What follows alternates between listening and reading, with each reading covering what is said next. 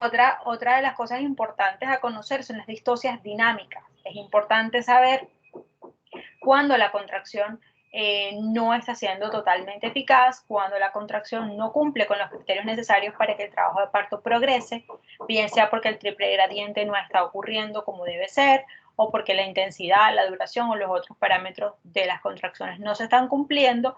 Entonces allí nosotros debemos decidir si podemos intervenir para modificarla o si por el contrario debemos decidir interrumpir por vía alta. No todas las distocias terminan en cesárea.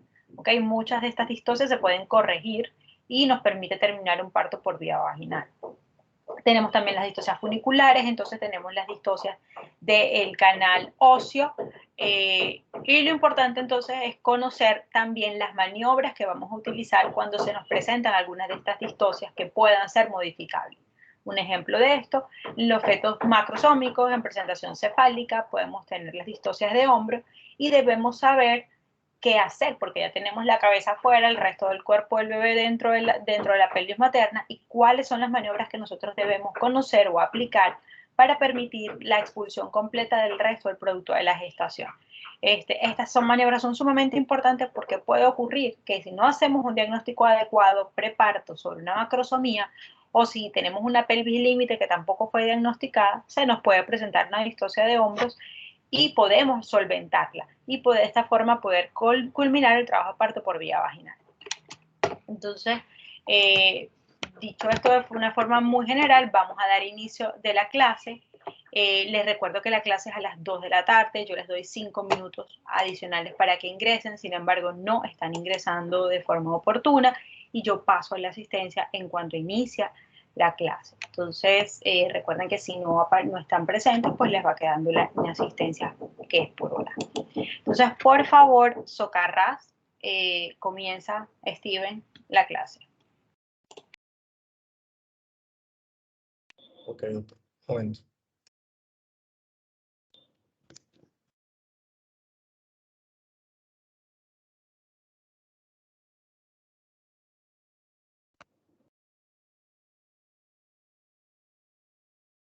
Déjame y configuro la cámara.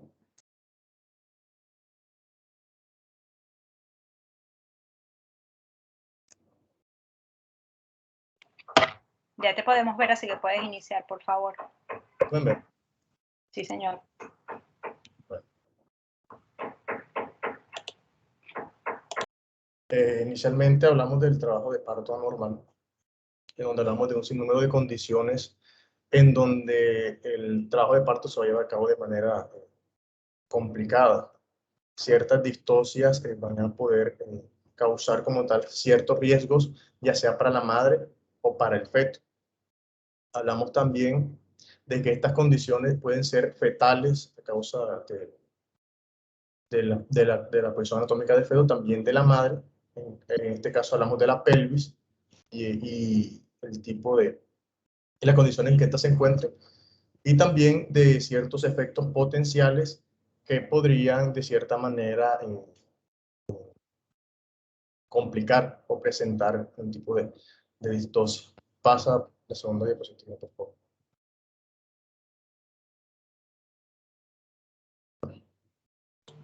Steven, trata de tú solicitar el control para que evites estar diciendo pasa, pasa, pasa, sino que tú mismo vas llevando exacto, tú mismo vas pasando tus diapositivas cuando tú lo creas pertinente. Ok, déjame uno.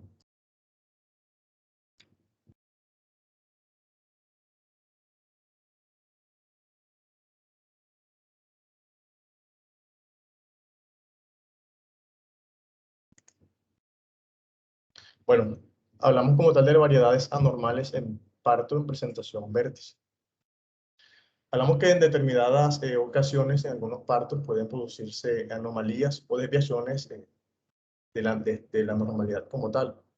Aquí podemos observar inicialmente lo que sería el occipito posterior.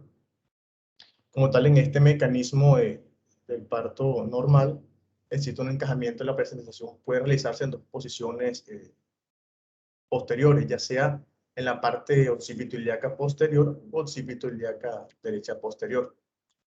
Se dice que en condiciones normales la cabeza puede desprenderse En estos casos, lo inicial lo ideal sería intentar girar 135 grados hasta colocar la posición occipito pubiano.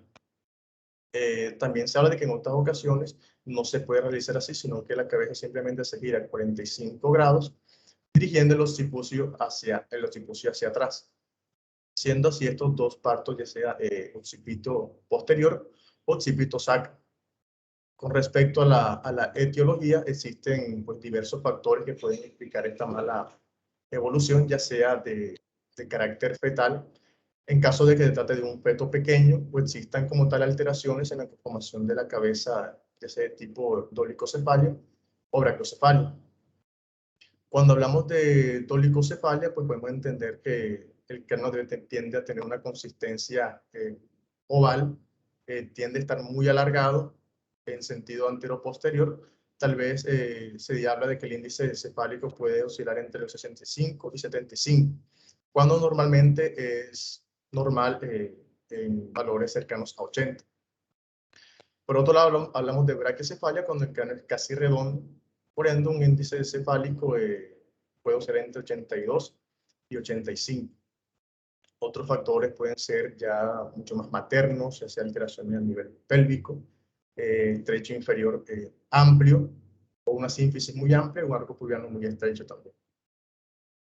Respecto a lo que sería pues el mecanismo de parto, pues ya que una vez alcanzado como tal el tercer plano, por la parte más baja de la presentación, se produce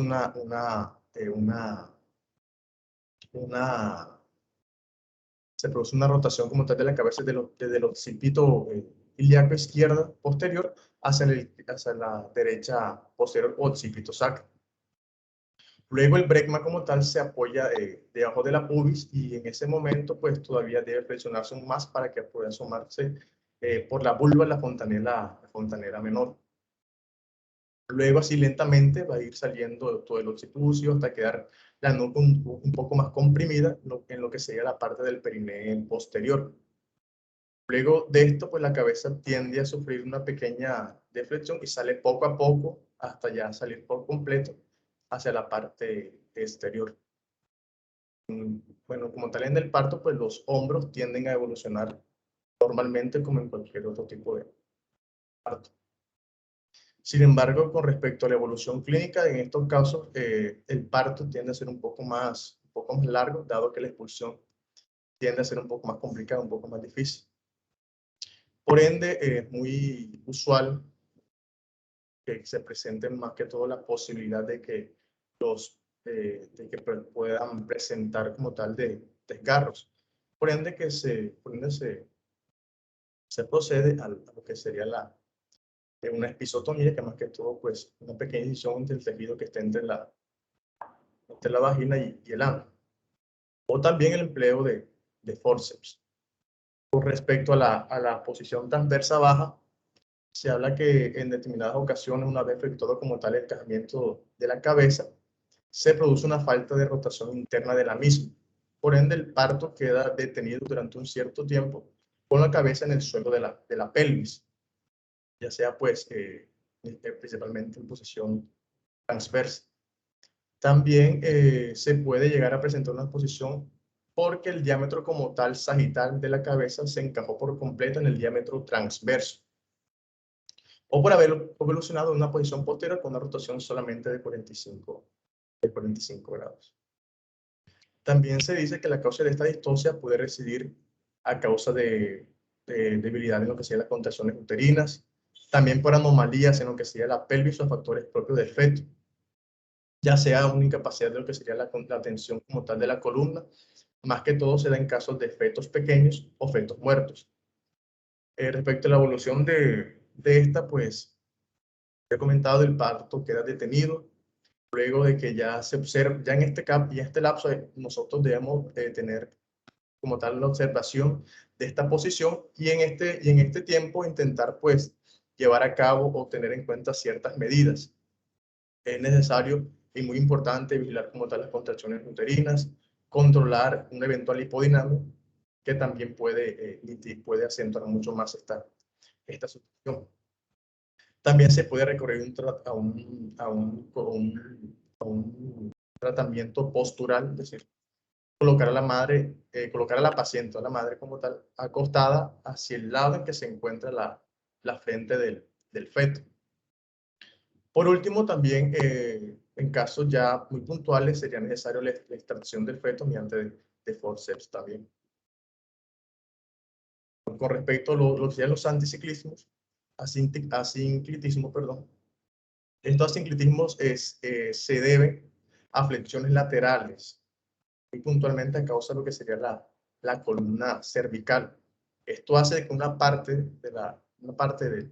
del parietal descienda más que el otro en todo lo que sería el canal del parto. Se dice que estos movimientos son muy frecuentes durante todo el trabajo de parto, por lo que en ciertos momentos devuélvelo por favor.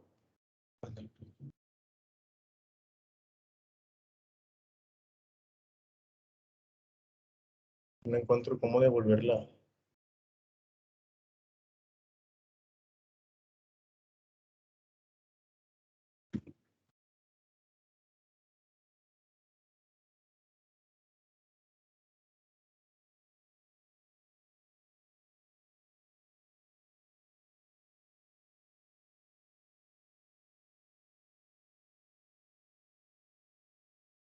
Doctora, no me aparece la opción de devolver o pasar la diapositiva. Y entonces, ¿cómo hacemos? Bueno, yo veo acá a Rachel que está presentando, entonces yo le puedo comentar acá que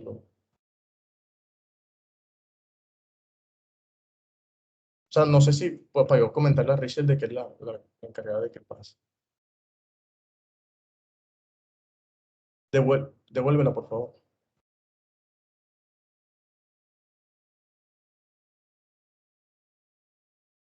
Bueno, para terminar el tema de lo que serían los asinclitismos, hablamos de que existe un asinclitismo anterior y un asinclitismo posterior. Este asinclitismo anterior, también llamado oblicuidad de Naegeli, es donde la sutura sagital está hacia atrás. Entonces el parietal anterior es el que desciende. Por otro lado, el asinclitismo posterior, en donde pues ya la sutura sagital se encuentra hacia adelante y por ende pues desciende como tal el parietal posterior. Esta se llama oblicuidad de Littmann.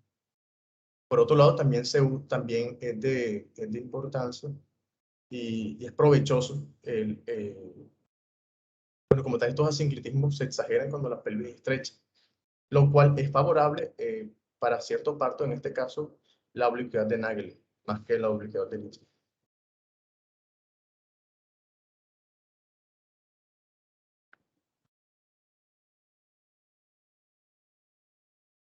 Bueno, respecto a lo que sería la presentación anteroposterior alfa, bueno, se dice que en pues, determinadas ocasiones la cabeza se sitúa desde el comienzo del parto con la sutura sagital.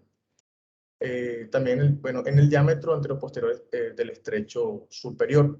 Esta puede tener dos variaciones. Puede ser la occipito-pubiana o occipito-sacra. Ambas tienden a ser muy raras. También se dice que esta puede estar dada a partir de alteraciones pelvianas, dado que el feto a veces tiende a ser pequeño. También se ha relacionado esto con lo que sería la existencia circular de cordón muy apretadas.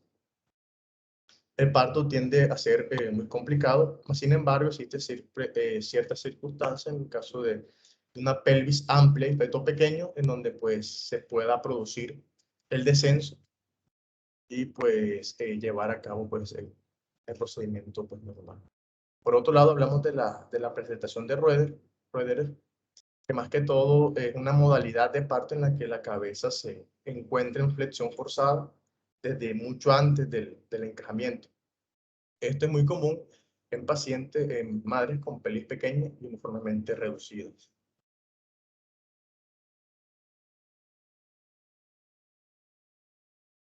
Respecto a lo que serían las distocias pélvicas, ya en clase pasada lo habíamos comentado, de que inicialmente encontramos cuatro tipos de pelvis.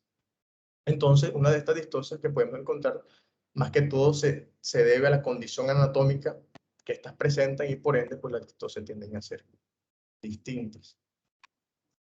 Bueno, ya había comentado que son 4 tipos los tipos de pelvis. Inicialmente hablamos de la ginecoide, que es la pelvis por excelencia para lo que sería un trabajo de parto normal, seguido por el tipo androide, que más que todo esta reducen la probabilidad de otro tipo de distosia. También reducen la posibilidad de presentar como tal hemorragias intracraneales. La platipeloide, en donde pues ya tiende a ser mucho más ancha, solo es viable en procesos en situaciones de parto prematuro, y el antropoide pues no permite pues ninguna. Por otro lado se menciona pues los diámetros de lo que sean las estrecheces en el canal de parto. Pues la más importante, hablamos de la estrechez superior, que debe tener unos valores de 10. También, también el conjugado obstétrico de menor a 10 centímetros. Por otro lado, contamos con la estrechez media, que posee un diámetro bisciático menor a 9. El inferior, un diámetro bisciático menor a 8 centímetros.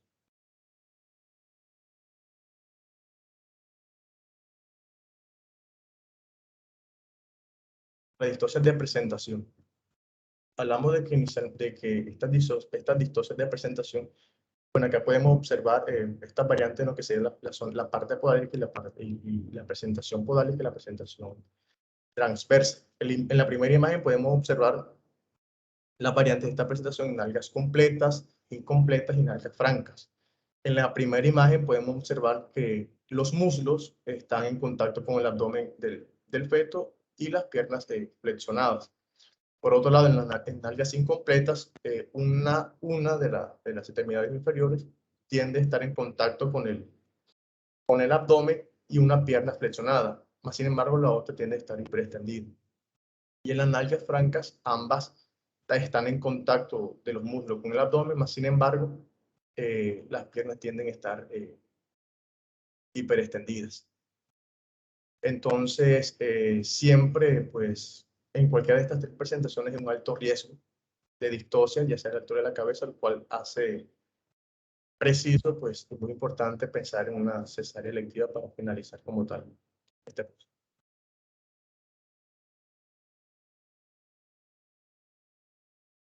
Voy a corregir algo de esa lámina. Primero, la presentación transversa, como la tienen ustedes ahí, no existe. La situación transversa no se considera una presentación, porque por definición, presentación es el polo fetal que entra en contacto con el estrecho superior de la pelvis, que es lo suficientemente voluminoso para desencadenar un trabajo de parto. El hombro, el dorso, la cadera no cumplen con los criterios necesarios para la definición de presentación. Por lo tanto, ya desde hace más de 20 años, la situación transversa no se considera una presentación, solamente se considera situación transversa. Y la cesárea, pues obviamente en el caso de situaciones transversas, sí es la única indicación. En el caso de los partos podálicos o los fetos con presentación podálica, existen indicaciones sobre en qué casos se hace parto vaginal y en qué casos se les hace cesárea. Es decir, presentación podálica no es igual a cesárea en todas las condiciones. Entonces deben conocer, deben saber, deben mencionar cuáles son las condiciones para que una presentación podálica pueda darse trabajo de parto y en cuáles no. Continúo. Con respecto a las deflexiones, pues solo la presentación del producto nos puede causar distocias, sino también la postura de la cabeza respecto a su grado de flexión. Como puede ver en la primera parte, la parte cefálica, pues la cabeza está totalmente flexionada con el mentón tocando el pecho. Lo más que se puede. Esta nos da un diámetro de unos 9.5, que es perfecta para lo que sería la estrechez superior. También contamos la presentación sin circuncio, también permite el parto vaginal, así como la frente 2 y 3. En esta 3, solo la presentación anterior, es decir, la presentación donde el mentón donde el mentón del producto esté con la mira hacia el pubis, también es es indicado para parto vaginal también.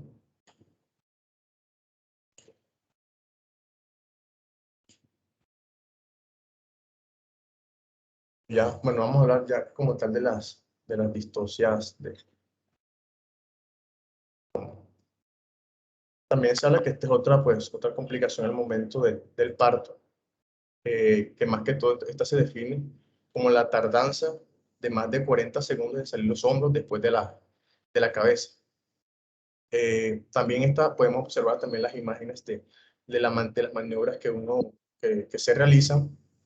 En este caso, la técnica de McRoberts consiste como tal en flexionar ambas piernas y abrirlas de tal manera que se pueda ensanchar aún más el canal del parto y hacer presión sobre la pelvis para que así el hombro pueda, así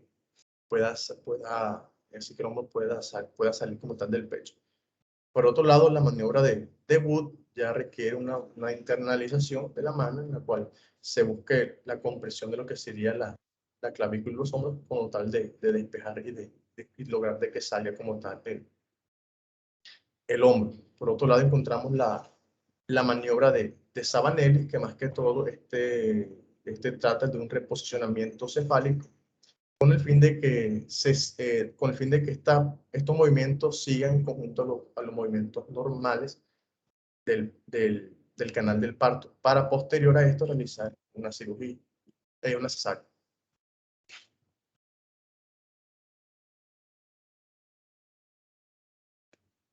Luego hablamos de lo que sería una presentación.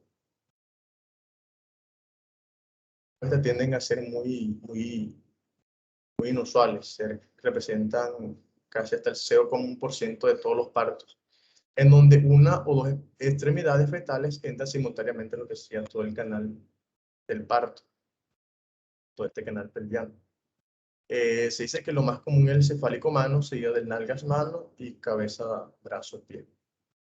Normalmente, cuando se evidencia esto al inicio del parto, se deja que esto evolucione sin ningún tipo de intervención, dado que espontáneamente el miembro prolapsado tiende a retroceder.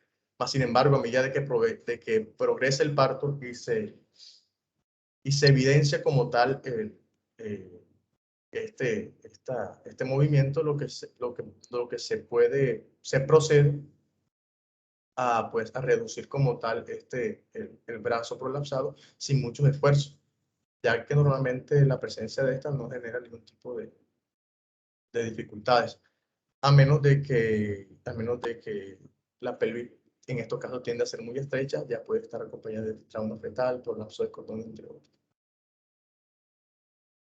Por otro lado, encontramos la macrosomía fetal, que esto más que todo se da alrededor del 5% de todos los recién nacidos vivos,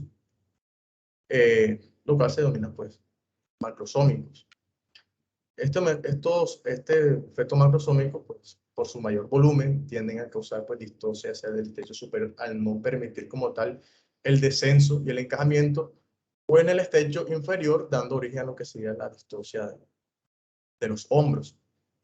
También hay ciertos factores que debemos tener en cuenta, como clínicamente, pues el crecimiento uterino también tiende a estar pues por muy encima o sea, por encima de los parámetros normales. También se sospecha en casos de diabetes mellitus, obesidad materna y antecedentes de fetos macrosómicos. Y todo esto pues tiende a estar corroborado en la ecografía. Pues bueno, respecto al trabajo de parto, pues se dice que inicialmente al iniciarse como tal el trabajo de parto no presenta como tal el descenso de la presentación. Por ende, la cabeza se encuentra por encima superior de lo que sería el pubis y puede desplazarse con facilidad. Bueno, en caso de prolongarse aún más el trabajo de parto, puede llegar a inercia uterina, distensión del cemento, ruptura uterina, hipoxia e incluso muerte fetal. Más sin embargo, en caso de comprobarse una desproporción feto-pélvica por macrosomía, ya lo más indicado sería la cesárea.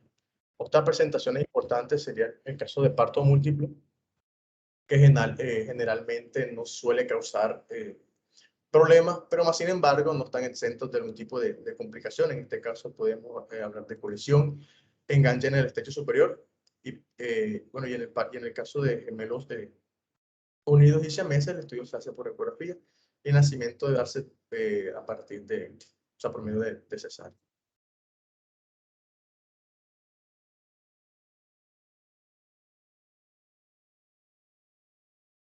Cuando ya hablamos de este tipo de presentación con respecto a lo que sería drops y tumores fetales, que todo hablaríamos de la distosia corporal fetal.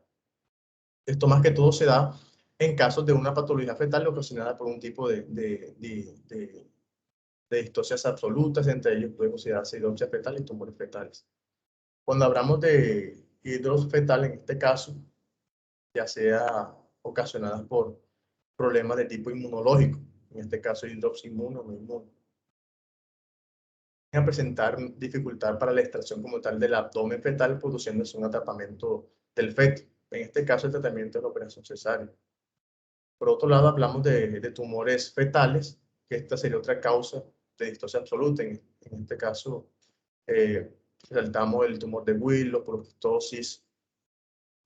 También hablamos de otros tumores sólidos, los teratomas sacrococcígeos, que, que por medio, o sea, que por medio del ultrasonido podemos diagnosticar estas anomalías. Y por ende, el manejo obstétrico a llevar a cabo sería la cesárea.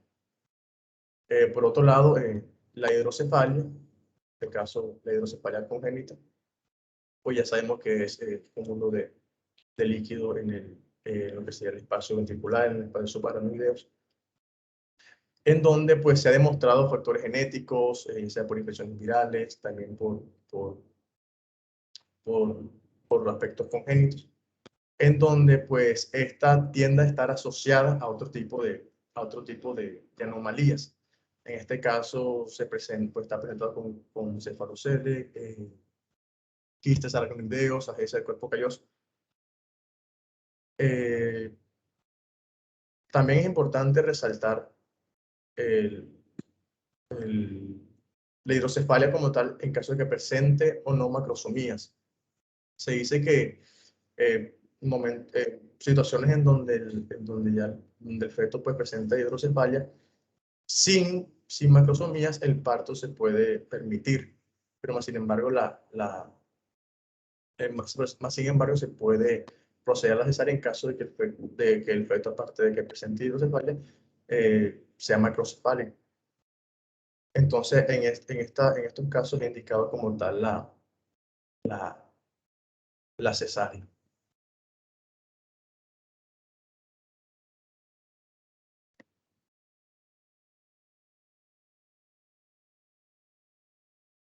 Cuando hablamos como tal de lo que sean las distocias del motor de parto, quiero resaltar un punto muy importante que lo sería la importancia del marcapasos del útero, que esto más que todo se encuentra en el cuerno izquierdo, en el fondo uterino. Y en el fondo, las contracciones tienden a ser mucho más duraderas y más precoces. Cuando hablamos de distocias dinámicas, ya entraría en lo que sería la parte de hiperdinamia o hipodinamia. O previo a estas, cuantitativas o cualitativas. Cuando hablamos de como tal una distosia dinámica, hablamos de que la contractibilidad uterina va a ser inadecuada, ya sea por una distosia de tipo funcional o de tipo dinámica. La distosia dinámica puede ser de tipo cuantitativo o cualitativo, como ya se lo había comentado. En este caso, las hiperdinamias tienden a ocurrir ya sea desde el inicio del trabajo de parto. Esto más que todo se atribuye a una mayor excitabilidad de lo que sería el útero, también por un aumento en la secreción de oxitocina o simplemente una contextura vigorosa del útero. También puede ocurrir hiperinamia cuando ya se ha hecho el trabajo de parto y más sin embargo su origen puede ser iatrogénico, un tipo de administración de oxitotóxicos que pueden provocadas también por oclusión del parto y por ende la administración de esta pues también tiene otros efectos como este, que ya se lo mencioné. El síntoma principal como tal de esto es el dolor exagerado durante la contracción. Y el signo clínico se ve evidenciado en el momento como tal de lo que sería la consistencia muscular del útero. Más sin embargo, esto debe estar pues fomentado, o sea, como otro hallazgo más, a partir de lo que sería el monitoreo fetal. Esto se evidencia por aumento de la duración de la contracción mayor a 70 segundos, también una intensidad mayor a 50 milímetros de mercurio, y secundariamente, pues el tono uterino, pues. Por otro lado, comentamos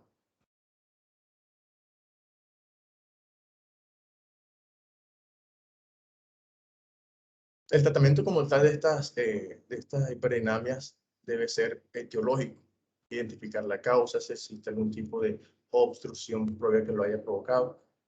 También en caso de resolverlo, la posibilidad de resolverlo por medio de cesáreas, también identificar si previo a esto se le administra un tipo de ocitotóxicos. En este caso, pues ya o sea, la nueva, nuevo hecho a tomar, o sea, lo nuevo que se va a proceder, a lo que se va a proceder, ya sería colocar a la paciente en decúbito lateral. Por otro lado, encontramos la hipodinamia, que esta puede presentarse del comienzo o después del trabajo de parto. En este caso, pues la causa puede estar dada a partir de lo que sería inmadurez cervical, ya sea aumento de secreción de adrenalina, desarrollo insuficiente de lo que es el músculo uterino, una patología concomitante, ya sea del miometro, del adenomiosis o sobredistensión uterina. Por otro lado, la hipodinamia puede ser secundaria en un trabajo de parto prolongado, en donde ya el cansancio o la fatiga materna se ve evidenciado también por el constante trabajo. Las fibras musculares pues también tienden a ser un poco más flácidas. Pues en la hipotomía no se perciben contracciones uterinas, en la palpación permite corroborar pues la flacidez del músculo. Importante esto, pues también la monitorización fetal, donde se comprueba que la intensidad de la contracción disminuye a menos de 20 milímetros de mercurio, una frecuencia que es de menos de 10 minutos, una duración que oscila entre 10 y 15 segundos. Al igual como la hiperdinamia, la hipodinamia, también el tratamiento debe ser según su etiología. La paciente inicialmente debe ser hidratada. En caso de que sea necesario, también se puede estar sometida a sedación. En otros casos de sobredistensión uterina, ya sea por poliandro, puede ser útil una evacuación cuidadosa y parcial del líquido amniótico. Cuando hablamos como tal de lo que serían las distocias cuantitativas, ya más que todo nos referimos a valores que nos permitan evidenciar pues, estas alteraciones. Como ven en la imagen, hablamos de unas alteraciones del tono uterino, en donde normalmente puede oscilar entre 8 y 12 milímetros de mercurio. Cuando el tono sobrepasa 12 milímetros de mercurio, ya hablaríamos de una hipertonía. Por otro lado, desde el punto de vista clínico, pues la hipertonía uterina se observa cuando no ocurre como tal una relajación normal entre una contracción uterina y otra. Es decir, es una contracción constante en donde pues, no se permite el debido proceso de luego de contraerse, pues relajar el músculo para la posterior contracción. Es decir, que no existe un retorno basal. Podemos hablar de que presenta hipertonía uterina, como ya lo he comentado, por aumento de intensidad de la frecuencia de contracciones, tal vez por una incoordinación de segundo grado. También hablamos de una sobredistensión uterina. Y en otros casos, simplemente un desprendimiento prematuro como acá en estas imágenes también podemos observar.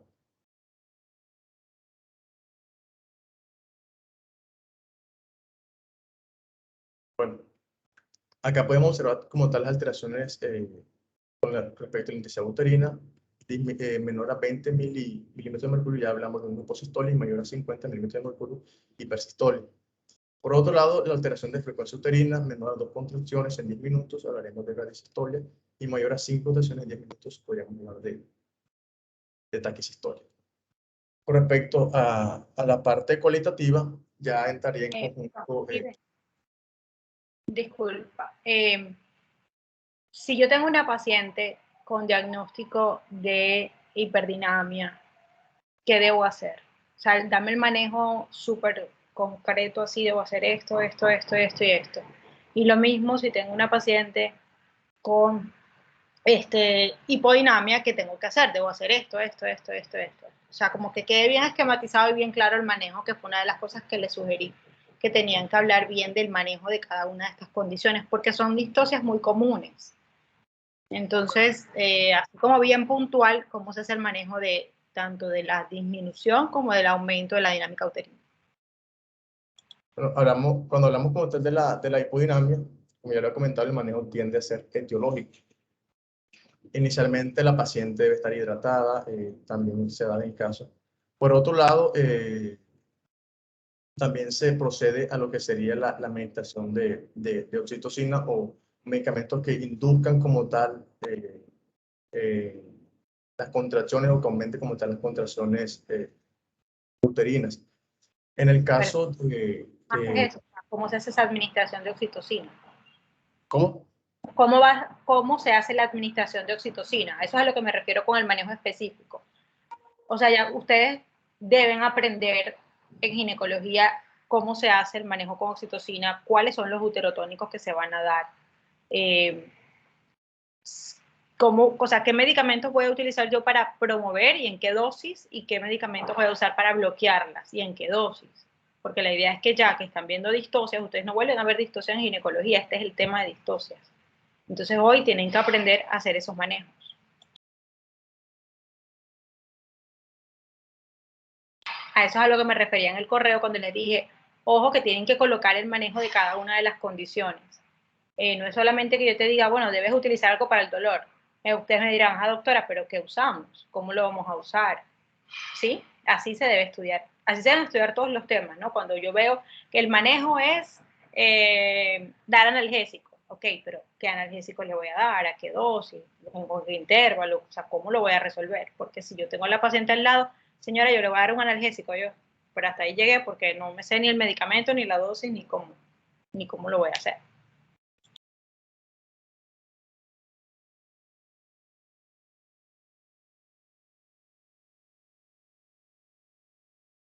En el caso de la hipodinamia se procedería a la administración de oxitocina intravenosa diluida en cloruro de sodio o glucosa 100% en su defecto pues lactato de Ringer. Se inician con 5 pues, unidades en 1000 mililitros. Previo iniciar con 2 mililitros, 2 millones de unidades por minuto, vigilando como tal la respuesta y los latidos fetales, verificando. En no mejorar después de 20 minutos esta, pues ya se procedería a duplicar la dosis y así sucesivamente. Y cabe resaltar que en esta no puede, o sea, que en este proceso no puede pasar, no puede exceder como tal, entre 5 y 10 minutos no puede exceder el tiempo. En el caso de la hipodinamia. En la hiperdinamia, como ya le he comentado, pues debe ser etiológico. En caso de que esta hiperdinamia y estas contracciones uterinas sean causa de algún tipo de obstrucción, ya se debería tener en cuenta el manejo, ya sea manejo obstétrico por cesárea, en este caso. Por otro lado, como ya le había comentado, en el caso de una administración inadecuada de óxido tóxico, ya se debería suprimir como tal inmediatamente y colocar a la paciente en decúbito lateral para disminuir como tal lo que serían las contracciones. Luego, pues, en el caso de que ocurra un sufrimiento fetal agudo, esto puede revertirse con tratamiento que ya se le había comentado y la administración de oxígeno. Y si esto persiste, ya estaría asociado a un desprendimiento de placenta y por ende estaría indicada la cesárea.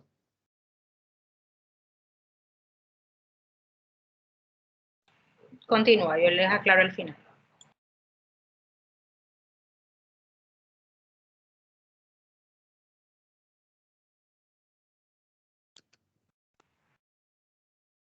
Continúa, que yo les No. aclaro entonces al final. Sí, señor. Ya estaríamos hablando de las distocias del canal blando del parto.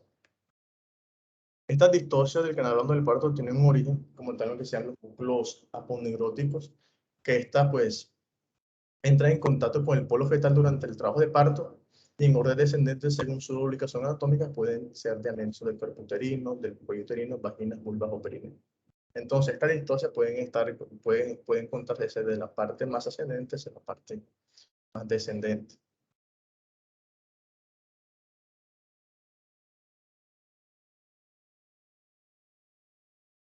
Dale, gracias, Steven. Terán, continúa, por favor.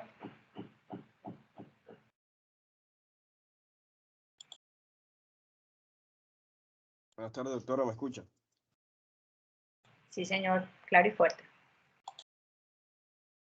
Vale, entonces vemos que en aquellas distocias que están ocasionadas por la patología de útero y anexos de esto, la presencia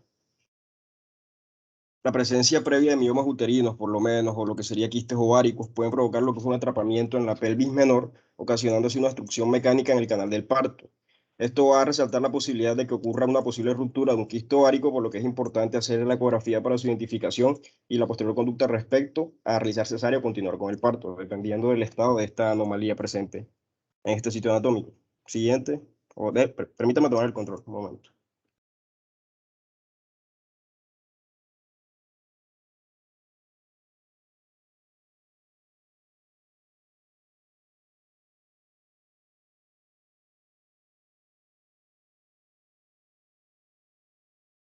El control, por favor.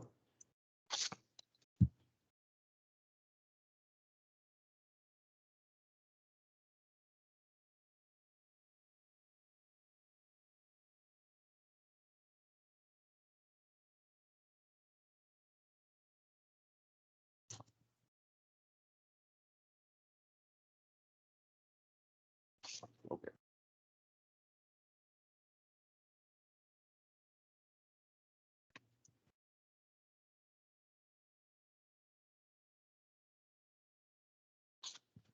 Vemos entonces que cuando hablamos de las distocias cervicales, hay un papel importante que es el de las hormonas para los procesos del acortamiento y la dilatación del cuello uterino. Estos van a ser afectados debido a procesos quirúrgicos que se pueden evidenciar en la cicatrización presente en el útero.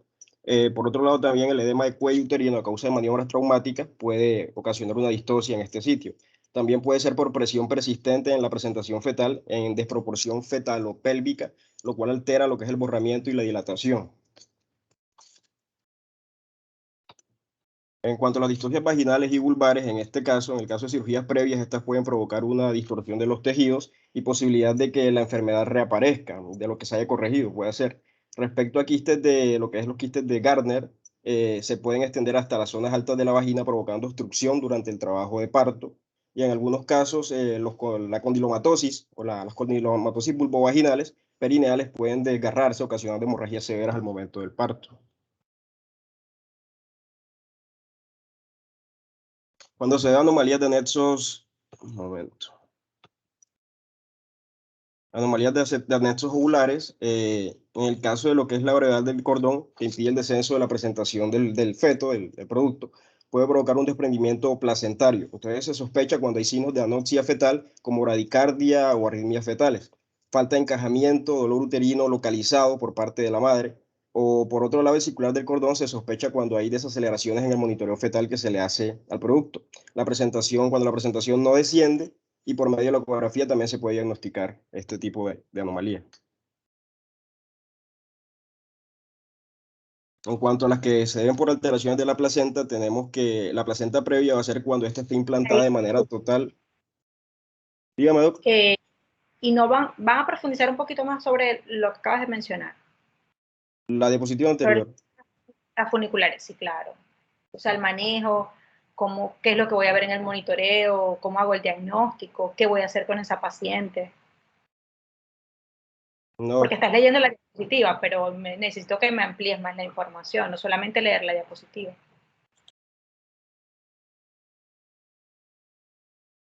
no preparamos esa parte, doctor. ¿Por qué si les dije que la prepararan? ¿Por qué no lo hicieron? En el correo, ayer les pregunté, ¿leyeron el correo que les pasé? Me dijeron que sí. No es venir a leer las diapositivas, porque eso lo tienen los muchachos en los libros.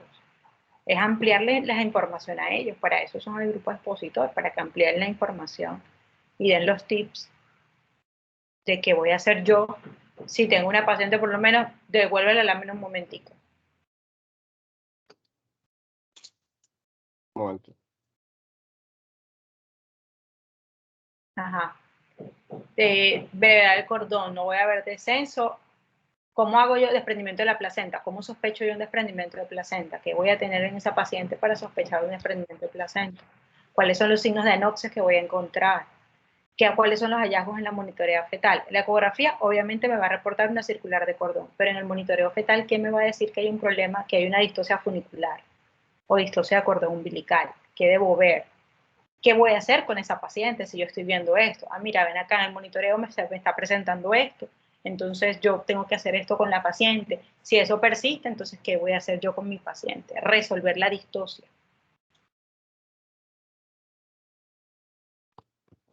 Claro, sí.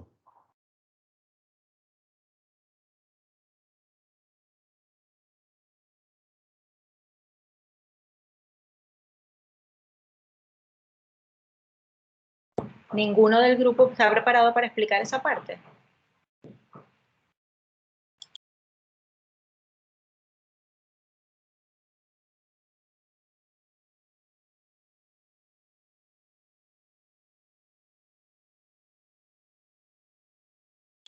Bueno, continúa. Pero por favor, no me leas solamente las diapositivas, tienes que aportar más de lo que está en la diapositiva. Si no preparaste el tema, pues prefiero que me avises y llamo a otra persona. Entonces lo dejo a tu criterio, me avisas. Continúa. Vale, voy a darle el turno a otro compañero. Ok. Solano.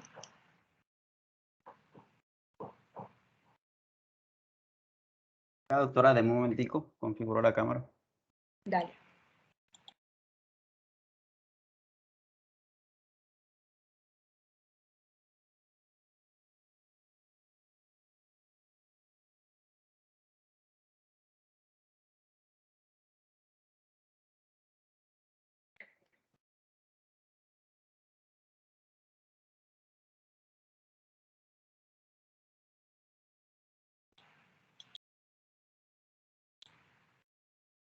Listo, Solano. Las mismas indicaciones que le di a Efraín. O sea, no es solamente leer las diapositivas, sino como venía haciendo Socarrás. O sea, leía, pero explicaba, nos aportaba algo adicional.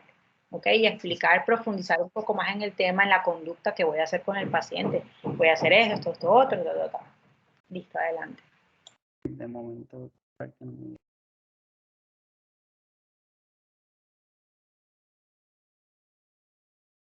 Ok, entonces,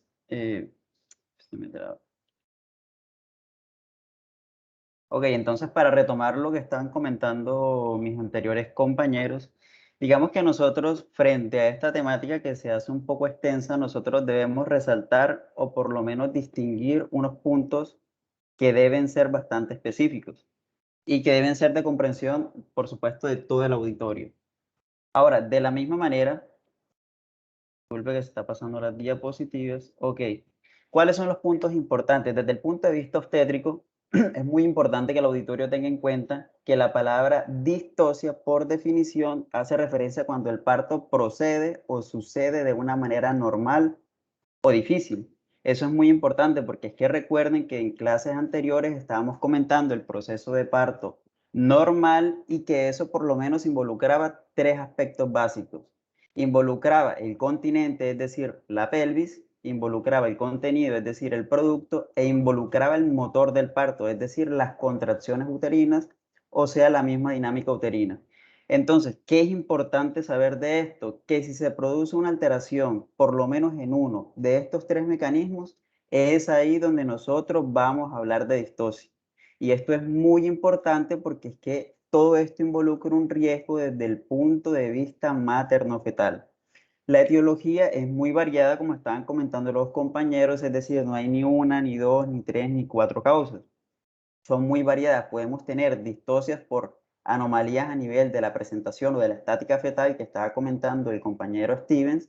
Podemos tener distocias pélvicas óseas que estaba también comentando el compañero, distocias de la misma por alteración de la dinámica uterina o del motor uterino, distocias por alteración o anomalías a nivel de los anexos ovulares y por supuesto distocias frente a otro tipo de connotaciones, como por ejemplo distocias de hombros, etc.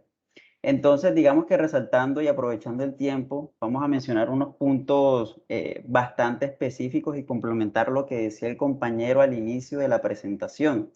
Recuerden cuando el compañero estaba presentando la clasificación de Caldwell-Molloy, en el que se nos manifestaban o se nos mostraba en evidencia los 4 tipos de pelvis: ginecoide, androide, antropoide y platipeloide. ¿Qué es importante saber de esto, doctores? Que si la mujer tiene una pelvis pequeña, es ahí donde nosotros vamos a hablar de distocia pélvica o de estrechez pélvica. Acuérdense que estrechez pélvica, por definición, hace referencia cuando el estrecho superior tiene un conjugado diagonal menor a los 11.5 centímetros o un conjugado obstétrico menor a los 10 centímetros. ¿Cómo así? Recuerde que desde el punto de vista anatómico la mujer tiene 2 planos pequeños o 2 planos de angustia, que es el promonto retropúbico y el interespinoso. Recuerden de la misma manera que usted puede evaluar de manera indirecta el promonto retropúbico mediante el tacto vaginal. Usted coloca los dedos sobre la base del pubis y con el dedo índice trata de tocar el promontorio. Con base a lo anterior, usted puede determinar el diámetro antero-posterior, que dentro de los límites normales oscila entre un valor entre 12 a 12.5 centímetros para hablar de normalidad. Sin embargo, también recuerde que el diámetro del pubis, el espesor del pubis, perdón, tiene un diámetro que oscila entre los 1.5 a 2 centímetros. ¿Qué es importante? Usted debe hacer una resta. Esos 1.5 o 2 centímetros, usted se los resta a los 12.5 centímetros. Eso a nosotros nos da un conjugado obstétrico entre 10 a 10.5 centímetros. Entonces, distocia pélvica o estrechez pélvica es cuando nosotros tenemos un conjugado obstétrico menor a los 10 centímetros, perdón. Eso es distocia pélvica. De la misma manera, recuerde que la pelvis de la mujer es la ginecoide, la pelvis del hombre es la antropoide, la pelvis que se parece a la de la mujer es la androide, y la pelvis que tiene forma de un plato, que es la platipeloide. ¿Qué es importante saber de esto? Los dos tipos de pelvis más eutóxicas, es decir, que favorecen o que proceden a un parto vaginal normal, son la ginecoide y la androide. Y las dos pelvis más distóxicas que hay son las que tienen la T intermedia. Entonces son la antropoide y la platipeloide. Y si por alguna circunstancia preguntan cuál es la pelvis más distóxica de todas, es la platipeloide. Entonces, eso por un lado en cuanto a alteraciones o distocias a nivel pélvico óseo. De la misma manera, usted debe recordar que cuando se producen alteraciones en la posición fetal o en la presentación, uno tiene que recurrir, por lo menos hay una mnemotecnia muy fácil de aprender que dice SPP es igual a LCI. SPP por las siglas situación, presentación, posición. LCI longitudinal, cefálico, izquierdo. De manera que si a uno le comentan producto en situación transverso, por ejemplo, o producto en presentación podálico, estamos hablando de algo anormal, porque lo normal es que la situación sea longitudinal, lo normal es que la presentación sea podálica y lo normal es que la posición sea izquierda. Entonces, en ese tipo de contexto, por ejemplo, en situación transversa o en presentación podálica, ¿cuál va a ser el abordaje o el manejo frente a esa anomalía de la estática fetal? Cesárea electiva, muy importante tenerlo en cuenta. De la misma manera, otro punto importante a resaltar frente a lo que comentaba el compañero. Recuerden que durante el trabajo de parto normal, el producto debe efectuar una serie de compresiones, digamos, de flexiones. El producto debe flexionar lo que es el mentón con el tórax anterior, que es lo que se conoce normalmente como posición fetal.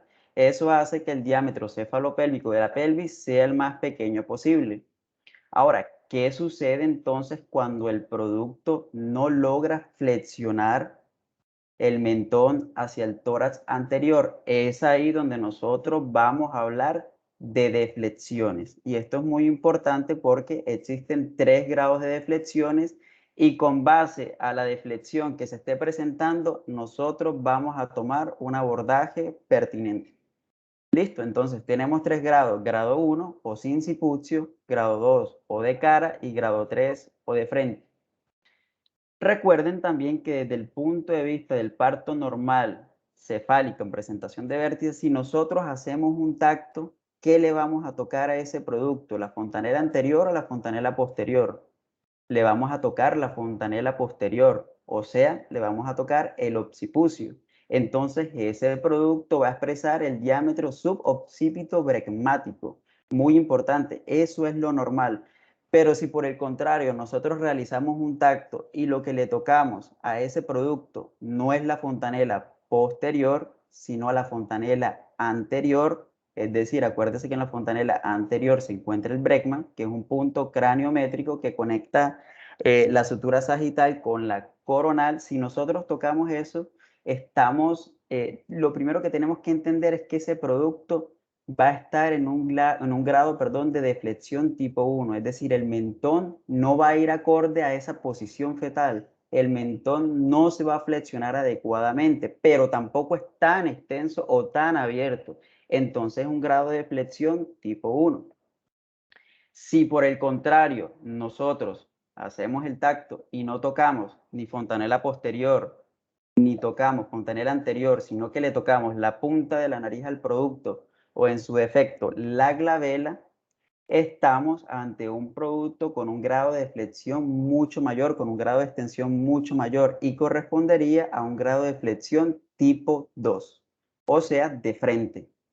Si por el contrario el producto extiende muchísimo más, abruptamente extiende mucho más el mentón y no lo flexiona por completo, sino que queda muy sobreextendido y en vez de tocar nariz o glabela, nosotros tocamos el mentón, estamos hablando de que es el grado más extenso del producto, es decir, correspondería a una deflexión de grado 3.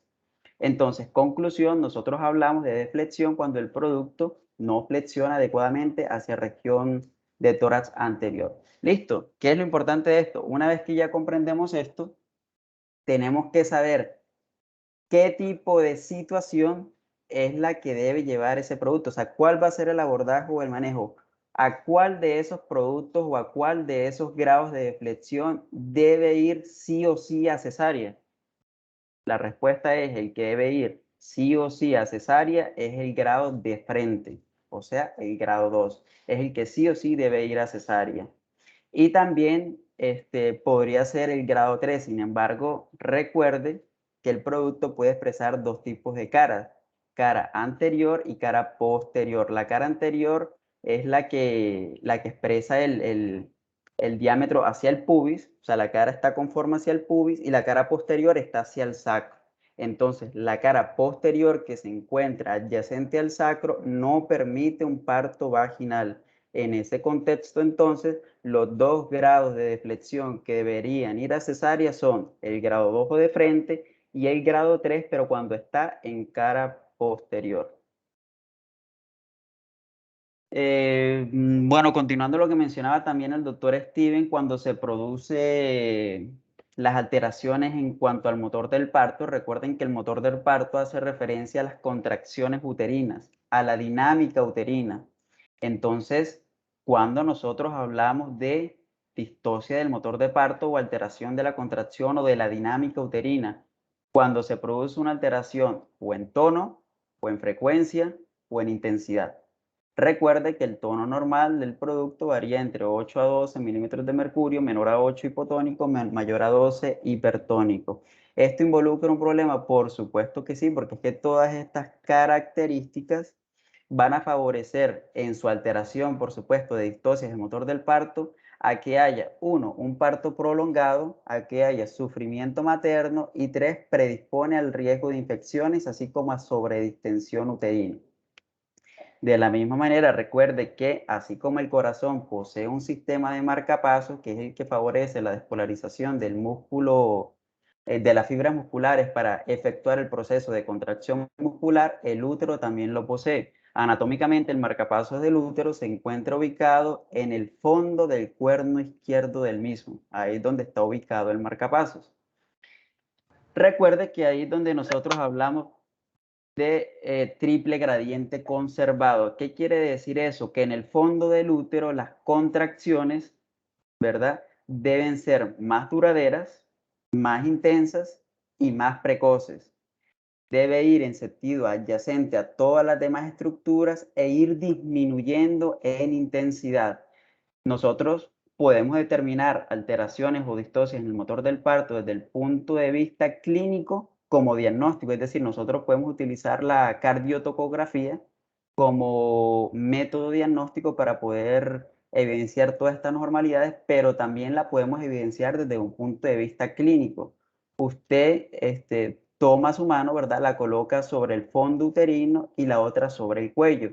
Usted debe determinar que en el fondo uterino las contracciones deben ser más intensas, más duraderas, más precoces, y a medida que éstas se van propagando por todas estas estructuras adyacentes hasta llegar al cuerpo del útero, estas deben disminuir en intensidad y en frecuencia. Eso es lo normal. Sin embargo, cuando esto no sucede así, hablamos de lo que se conoce como triple gradiente invertido. Es decir, las contracciones no van a disminuir desde el fondo hacia el cuerpo, no van a disminuir ni en intensidad ni en frecuencia, sino que se van a mantener. Y eso involucra un problema, por supuesto, porque no permite el descenso de la presentación. De manera que el abordaje al trabajo de parto anormal involucra estas connotaciones como son las distocias y, por supuesto, los accidentes del parto. En cuanto a los accidentes del parto, uno de los temas más catastróficos y representativos es la embolia de líquido amniótico que podemos ver en presentación. Digamos que para hacer una analogía y para que se entienda un poco mejor, disección aórtica es lo que es para cardiovascular, lo que embolia de líquido amniótico es para ginecología y obstetricia. Es decir, usted entiende que por disección aórtica, eso es una emergencia cardiovascular, estamos hablando de mortalidades que superan el 40% o 50-60% per se, agudamente. Sucede lo mismo con el líquido, con la embolia de líquido amniótico. Ahora, ¿qué es el problema? ¿De qué nosotros o de qué problema nosotros podemos partir? De que es una situación o que es una entidad bastante infrecuente, no es típica, es inusual. Estamos hablando de 1 a 2 casos de embolia de líquido amniótico por décadas, o sea, es una situación que no se presenta. Y característicamente, como es una situación que no se presenta, digamos que no existen protocolos o no existen suficiente evidencia a nivel de la literatura, así como un consenso universal que recoja una serie de directrices con la finalidad de abordar y manejar terapéuticamente a este tipo de pacientes. Por eso es que la mortalidad es extremadamente elevada. Estamos hablando de mortalidades que superan incluso el 40-50% de los casos. El diagnóstico en la mayoría de las veces es clínico. Algunas literaturas ponen en manifiesto un diagnóstico histopatológico, pero realmente uno ubicado en los centros que tiene esa medida no sería plausible porque no vendría el caso, sería más como para análisis post-mortem. Sin embargo, el diagnóstico es sobre todo clínico. Entonces, ¿cómo así que el diagnóstico es clínico? ¿A qué hace referencia la tríada de la embolia del líquido amniótico? A 1, hipoxemia, la paciente puede entrar rápidamente en insuficiencia respiratoria aguda, tipo 1, tipo 2 o tipo 3, puede entrar en colapso cardiovascular y además de eso entrar en CID, que es coagulación intravascular diseminada. Estamos hablando de que inclusive si nosotros analizamos cada situación por separado, de por sí eso involucraría una mortalidad bastante alta y si nosotros unimos esto, pues sobrepasa los límites y se convierte en una entidad totalmente catastrófica. Entonces, lo importante, embolia de líquido amniótico es una entidad inusual, infrecuente, elevadas tasas de mortalidad que se caracteriza por la triada de hipoxemia, insuficiencia cardiocirculatoria y coagulación intravascular diseminada.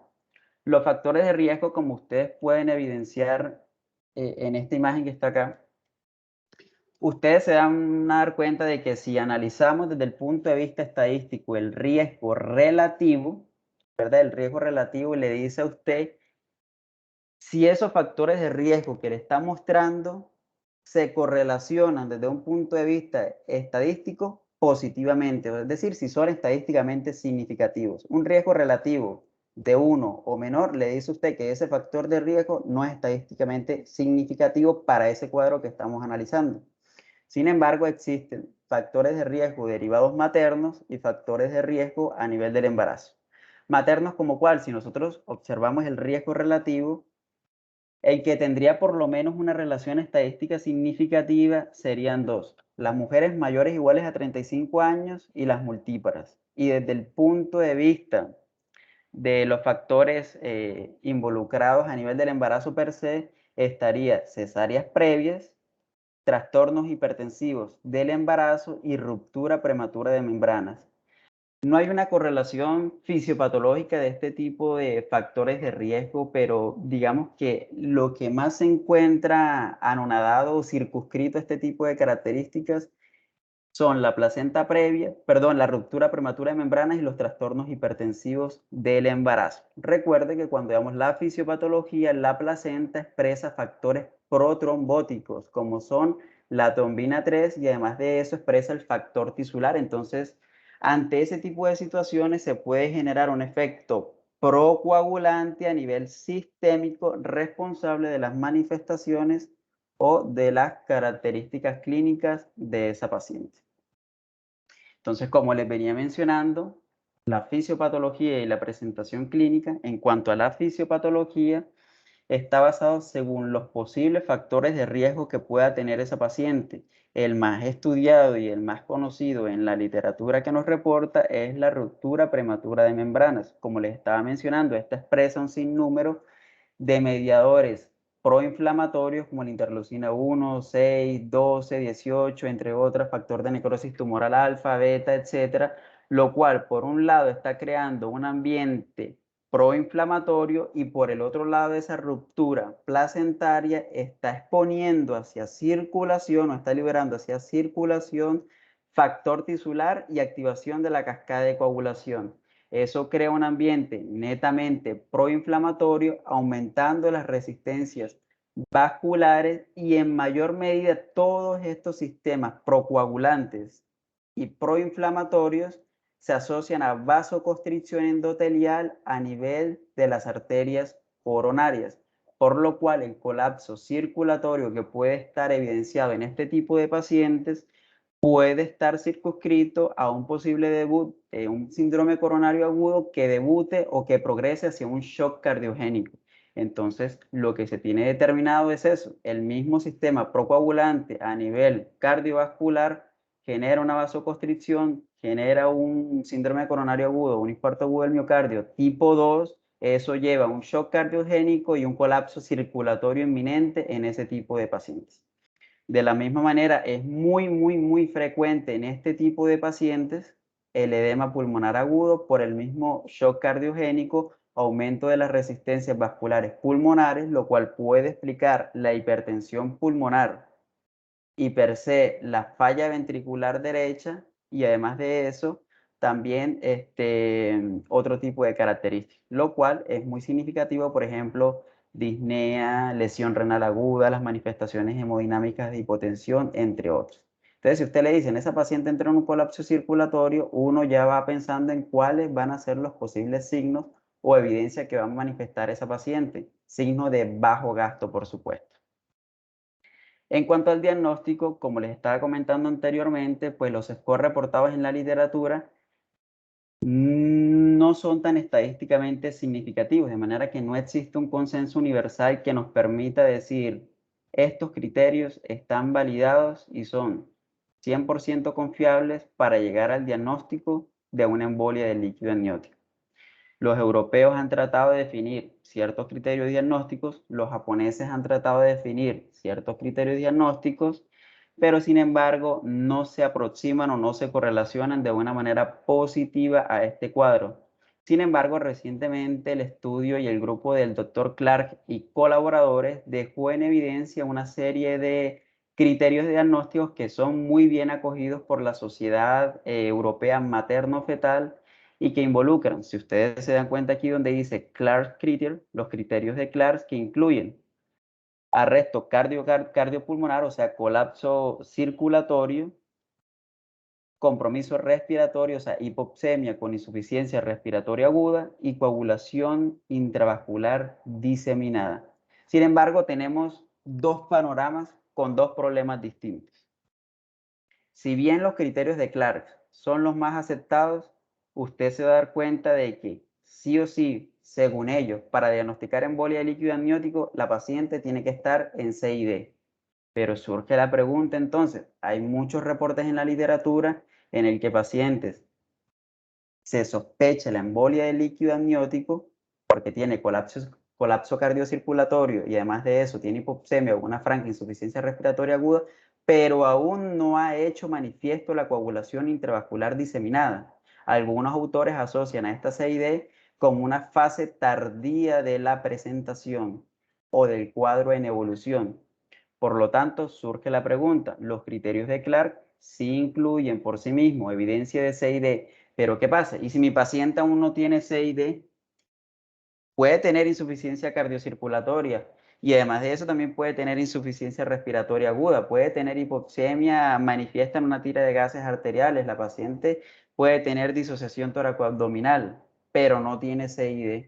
Y además de eso, yo excluí otros diagnósticos diferenciales. Yo excluí, por ejemplo, un posible choque séptico. Yo además de eso excluí, por ejemplo, un tromboembolismo pulmonar que fácilmente puede dar colapso cardiovascular y fácilmente puede dar insuficiencia respiratoria aguda. Yo excluí todo eso. Mi paciente no tiene nada de eso, pero está hipotensa, está marcada, está en insuficiencia respiratoria aguda, pero no tiene CID. Entonces, ¿será que esa paciente sí será una embolia de líquido amniótico o no? Entonces, ¿qué voy a hacer? Le voy a tratar por lo menos mientras su colapso circulatorio, la voy a intubar o lo voy a dejar mientras, si se puede, en ventilación mecánica no invasiva con CPAP, que lo vamos a hablar más adelante, o me pongo a estudiar si realmente ese paciente está en una coagulopatía de consumo.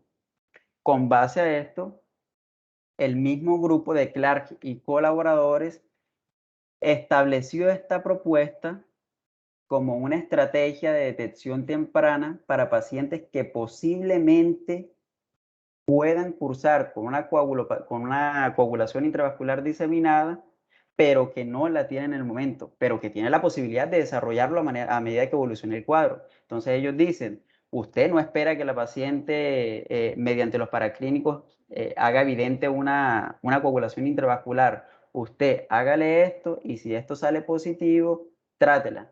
¿Qué nos dice el grupo de Clark y colaboradores?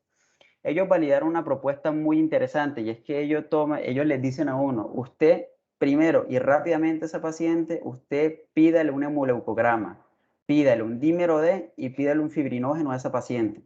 A la paciente recordemos que está en colapso, que está hemodinámicamente inestable, que está en insuficiencia respiratoria aguda y usted le excluyó lo demás. Cabe resaltar que esta es una entidad que sucede generalmente en el tercer trimestre del embarazo, que puede ocurrir durante o después del embarazo. Ustedes le dicen, listo, usted tiene esto, excluyó esto, pídele un hemoleucograma y hágale el ratio o la relación hemoglobina-fibrinógeno.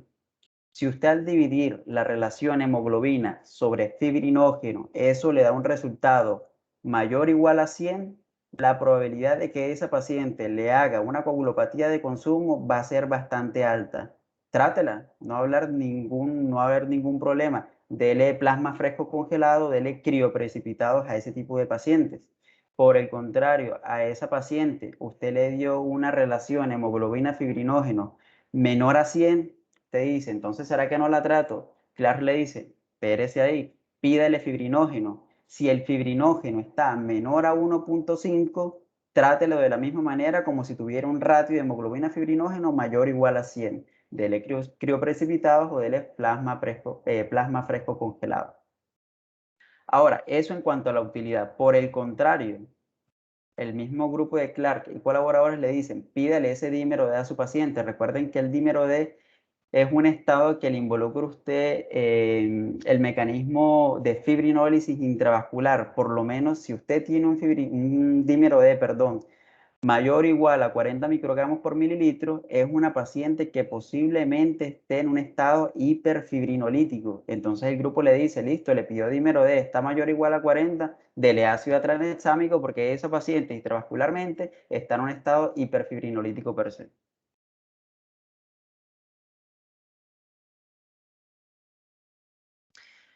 Ok, en cuanto al manejo médico, pues si nosotros nos damos cuenta es una entidad bastante catastrófica, letal, potencialmente fatal.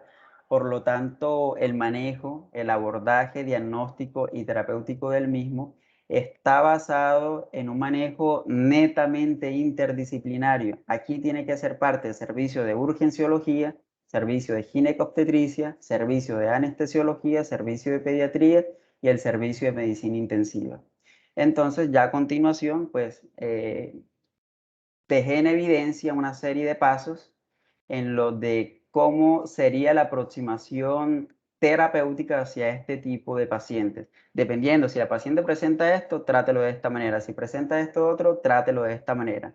Ya hablamos cómo tratar la coagulación, la SEI de la coagulación intravascular diseminada y en caso de que no se haga manifiesta, cómo sospecharla y con base a eso tratarla.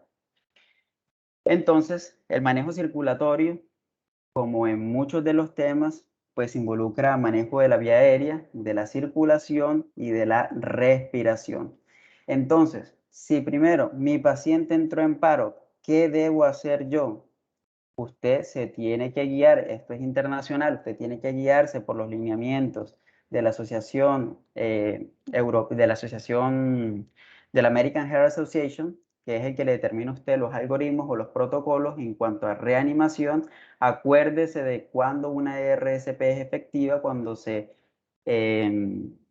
produce con una profundidad mayor a los 5 centímetros, con una frecuencia mayor a 100 por minuto, cuando permite una rápida expansión del tórax y además de eso no ventilar excesivamente a ese paciente. Entonces, si mi paciente está en paro, usted despliega ese algoritmo diagnóstico y terapéutico de la American Heart Association y con base a eso empieza a tomar la conducta. Si es un ritmo desfibrilable, desfibrila. Si es un ritmo no desfibrilable, inicia con las compresiones y con la administración de adrenalina. Una ampolla de adrenalina cada 2 minutos. Esto es pues básico, esto es internacional.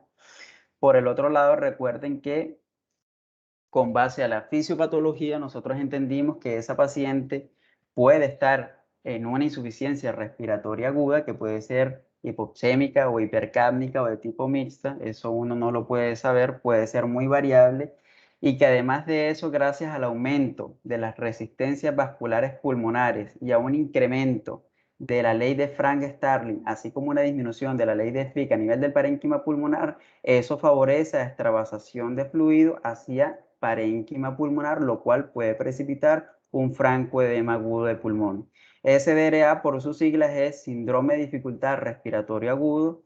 Eso usted lo diagnostica según los criterios de Berlín. Le dice que tiene que ser un cuadro agudo menor a los 7 días, que el paciente tiene que tener compromiso pulmonar bilateral y que además de eso no sea explicado por una causa. O sea, que sea un diagnóstico de exclusión. Eso se sintetiza en cuanto a la insuficiencia respiratoria aguda. Entonces, ¿cómo trata uno la insuficiencia respiratoria aguda? Si es una paciente, por ejemplo, que usted le inició oxigenoterapia de alto flujo a 15 litros por minuto, es una paciente que tiene la saturación en metas, pero es una paciente que desde el punto de vista de los gases arteriales tiene un trastorno de la oxigenación severo documentado por una PAFI menor a 150, menor a 100, tiene exceso de trabajo respiratorio, es decir, usted ve que esa paciente está muy malita, tiene una frecuencia respiratoria mayor o igual a 22 o a 25 respiraciones por minuto, es una paciente con disociación toracoabdominal, es una paciente que no hay que pensar y hay que intubarla enseguida. Si es una paciente que esté saturación en metas, que no tenga un trastorno grave de la oxigenación y que de pronto tenga una buena mecánica de la ventilatoria, uno podría pensar en administrar CPAP. presión continua en la vía respiratoria con una FiO2 al 100% y una PIP entre 5 a 8 centímetros de agua. La PIP es la presión positiva al final de la expiración. Recuerde que las presiones positivas expanden al alveolo, las presiones negativas colapsan al alveolo. ¿Qué es lo que queremos con la PIP? Reclutamiento alveolar, porque recuerde que esa paciente está en SDRA, está en insuficiencia respiratoria y además de eso está en edema agudo de pulmón. ¿Por qué digo que si tiene las características clínicas y gasométricas se le podría instaurar CPAP? Porque es que el CPAP va muy bien con el edema pulmonar agudo cardiogénico. ¿Por qué? Porque al administrar presión positiva, el CPAP lo que hace es aumentar la presión intratorácica, disminuye las fuerzas de Starling, disminuye la resistencia vascular periférica y puede favorecer a mejoría del cuadro. En el caso de que no, PAFI menor a 150, exceso de trabajo respiratorio, mala mecánica ventilatoria, intubar. Es lo que se conoce como ventilación mecánica protectora, con un volumen corriente entre 6 a 8, que fue lo que demostró el estudio ARMA, un PIB entre 7 a 15, una FiO2 al 100% y por supuesto siempre tratar de buscar una PAFI mayor a 150. Si mi paciente está hemodinámicamente inestable, recuerden que la inestabilidad hemodinámica por definición no es sinónimo solo de hipotensión arterial, lo cual es una creencia que uno siempre tiende a creer. Está inestable hemodinámicamente, está hipotenso. La inestabilidad hemodinámica no solo está determinada por hipotensión arterial, está determinada por edema pulmonar agudo. Es decir, si usted tiene un paciente con edema pulmonar agudo, es un paciente que está inestable hemodinámicamente, así no tenga hipotensión arterial. Si es un paciente con manifestaciones o alteraciones neurológicas, es un paciente que está inestable hemodinámicamente. Y el dolor es otro signo de inestabilidad hemodinámica, pero el dolor torácico. Entonces, el paciente está hemodinámicamente inestable, es un paciente hipotenso, marcado, con colapso circulatorio, cifras tensionales por el piso, menores a 90, 80 milímetros de mercurio. ¿Qué es lo que yo tengo que hacerle a esa paciente? Inmediatamente, reposición hídrica, vasopresores, soporte inotrópico. Reposición hídrica, esto es muy importante. Recuerde que uno el tema de los líquidos lo debe manejar cuidadosamente. Recuerde que el 50% de los pacientes que se choquean son no respondedores a volumen. Por lo tanto, si usted administra dosis altas de líquidos, en nuestro caso los líquidos de elección son los cristaloides, o sea, las soluciones balanceadas, siempre preferir soluciones balanceadas sobre no balanceadas. Siempre preferir lactato de Ringer o Harman sobre solución salina en ciertos escenarios. La solución salina sí se prefiere, pero en otros escenarios. En los casos de reanimación, sí o sí, lactato de Ringer o Harman. La dosis, algunas dosis de la literatura recomiendan 30 cc por kilogramo de peso, pero eso es mucho líquido. O sea, si usted calcula 30 cc por kilogramo de peso en las primeras 3 horas, eso le da dar más de 4 litros de líquido a ese paciente. Y hubo un estudio del doctor Paul Marik donde demostró que si se administraban más de 4 litros de líquido al día, la mortalidad aumentaba más del 25%, sumada al 40-50 que ya tiene de acuerdo al cuadro inicial. Estamos hablando de mortalidades de 80-90%, es una cuestión catastrófica. Entonces, siempre guiar la reposición hídrica. ¿Qué es lo que se recomienda? Iniciar con bolitos, bolos de 4 cc por kilogramo de peso, según pruebas de respuesta a volumen, en la medida en que se pueda, para ver si ese paciente es respondedor o no respondedor. Si usted evidencia que ese paciente no es respondedor a volumen, usted inmediatamente, ¿qué es lo que va a hacer? Soporte vasoactivo. Inmediatamente usted o lo va a hacer soporte vasoactivo o soporte inotrópico a este tipo de pacientes. Siguiendo con las líneas según los últimos consensos, iniciar con norepinefrina. Si la norepinefrina no alcanza cifras metas, usted puede continuar con vasopresina, puede continuar con dopamina, etc. Ahora, estamos hablando de que es común de que estos pacientes hayan falla ventricular derecha, ¿verdad? Por hipertensión arterial pulmonar, por la misma resistencia, aumento en la resistencia de la arteria pulmonar y que eso pues precipita edema pulmonar agudo. Entonces, ¿qué es lo práctico con lo que nosotros debemos tener en cuenta? ¿Cuáles son o cuál es el medicamento ideal que usted debe pensar para administrar a un paciente que en conjunto tiene falla ventricular derecha y que tiene hipertensión pulmonar? La milrinona. La milrinona es uno de los fármacos más estudiados, es inodilatador, o sea, está dentro de la clasificación de la dobutamina, levosimendan y milrenona. Pero es la milrinona quien le va mejor a este tipo de pacientes porque va bien en falla ventricular derecha y hipertensión pulmonar, lo cual Es una característica que pueden presentar este tipo de pacientes con embolia de líquido amniótico. Listo, doctora.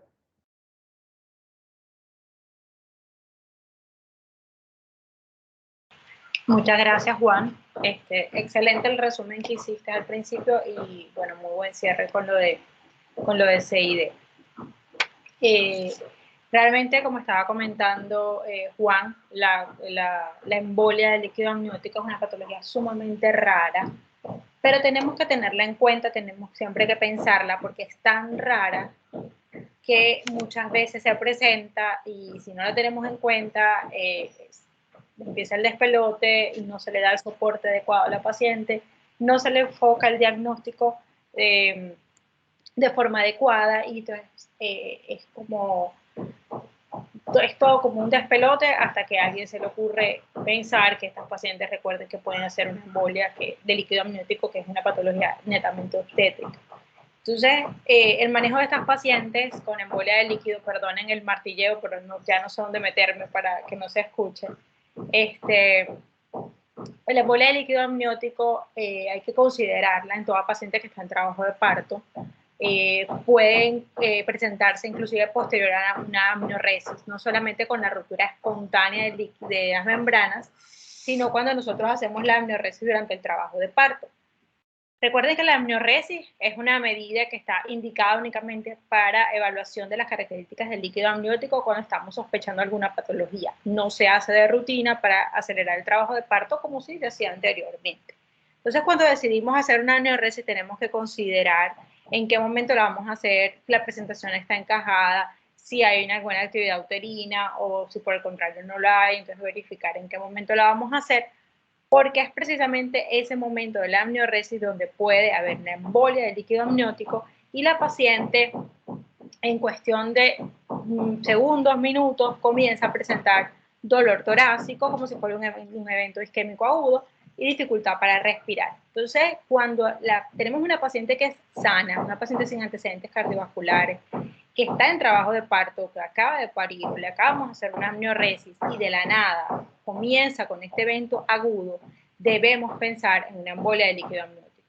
Obviamente, si la paciente está embarazada, pudiese tener un tromboembolismo pulmonar también, por todos los factores procoagulantes, pero por eso es importante en el momento quizás del caos o de la atención de la paciente, hacer un análisis en frío de qué estaba ocurriendo con la paciente en el momento que comenzó, qué estaba ocurriendo unos minutos antes de que comenzara el episodio, para poder entonces identificar, porque si decimos, bueno, puede ser un tromboembolismo, pues ya el manejo sabemos hacia dónde va encaminado, si es una embolia de líquido amniótico, ya sabemos también por dónde nos vamos a encaminar, aunque todas estas patologías, el manejo inicial es soporte ventilatorio y soporte de la volemia y se va manejando igualmente cada una de las complicaciones que se nos va presentando. Como estaba comentando Juan, hay que hacer un abordaje para ver si la CID no se nos va a instalar en segundos, ¿ok? Entonces, pero sí hay que tenerla en cuenta y por lo tanto irla estudiando, irla solicitando. El dímero D es una herramienta muy útil tanto para el tromboembolismo pulmonar como para la embolia del líquido amniótico. Y importante que estas pacientes deben tener un soporte multidisciplinario. Esa paciente debe ser trasladada inmediatamente a una unidad de cuidados intensivos para hacer el manejo integral de la misma. En el caso donde ocurra un paro cardiorrespiratorio, pues tenemos que tomar decisiones rápidas y en el peor de los casos, cuando no hay respuesta de la paciente, debe ser realizada una cesárea perimortem allí en el lugar. No hay tiempo para trasladar a la paciente a quirófano porque el reloj nos está corriendo ahora con el bebé. Entonces, si tomamos el tiempo de ya va, llama el traslado, preparen quirófano, tal, vamos a hacer una cesárea para sacar un producto muerto. La idea es tratar de rescatar al producto de la gestación. Esto no siempre va a ocurrir en los casos de la embolia de líquido amniótico, realmente es bastante extraña. Esto aplica para cualquier condición en la cual la paciente presente un paro cardiorrespiratorio. Inclusive actualmente tenemos esta patología, esta pandemia que nos está molestando la vida. Estas pacientes caen en insuficiencia respiratoria. Recuerden que el COVID no es indicación para interrupción del embarazo. Muchas pacientes con COVID han ingresado a la unidad de cuidados intensivos embarazadas y han salido de la unidad de cuidados intensivos embarazada todavía. Es decir, no es una indicación para interrupción a menos que ya esté presentándose compromiso del bienestar fetal. Entonces, hay que estar preparados bajo estas pacientes que tienen condiciones críticas, pacientes con compromiso que pudiesen llegar a hacer un paro cardiorrespiratorio, tener muy claras cuáles son las maniobras de reanimación y el tiempo que tenemos posterior al paro cardíaco, posterior a la ausencia del latido cardíaco, para entonces interrumpir el embarazo donde sea que estemos, en una habitación, en la urgencia, en la sala de parto, donde sea, porque hay que tratar de recuperar por lo menos la vida fetal. Y luego, inclusive, al extraer el producto de la gestación, las maniobras de reanimación también se modifican porque la volemia cambia el volumen uterino, el retorno venoso mejora, hay muchas condiciones. Entonces, de verdad, ustedes no van a hacer cesáreas de urgencia en este tipo de contexto, ¿verdad? Pero sí son capaces ustedes de identificar y de alertar al médico especialista sobre la situación que se está presentando y bajo el contexto que se está presentando esta situación. Vamos a ir de atrás hacia adelante, entonces nos vamos a ir a las distocias funiculares. Las distocias funiculares son, aquí solamente comentaron circular de cordón, comentaron el cordón corto o brevedad de cordón, pero se nos presentan otras distocias funiculares como son la prosidencia y el precúbito de cordón, que consiste en la salida del cordón umbilical o la anteposición del cordón umbilical a la presentación. Cuando hablamos de prosidencia de cordón, nos referimos a la salida del cordón o a la presencia del cordón umbilical por delante de la presentación. ¿Cómo vamos a identificar esto o en qué momento puede ocurrir esto? Volvemos al capítulo de la amnioresis, cuando hacemos ruptura de membrana. ¿Por qué la presentación debe estar encajada? Para evitar precisamente esto. Una de las complicaciones cuando hacemos amnioresis, si la presentación no está encajada o si no tenemos la experticia suficiente para verificar la presentación o para guiar el descenso de la presentación posterior a la amnioresis, puede ocurrir la salida del cordón umbilical por delante de la presentación y queda prensado entre la cabeza y el hueso pélvico. Esto produce un sufrimiento fetal agudo. Hay maniobras de rescate bajo esta circunstancia,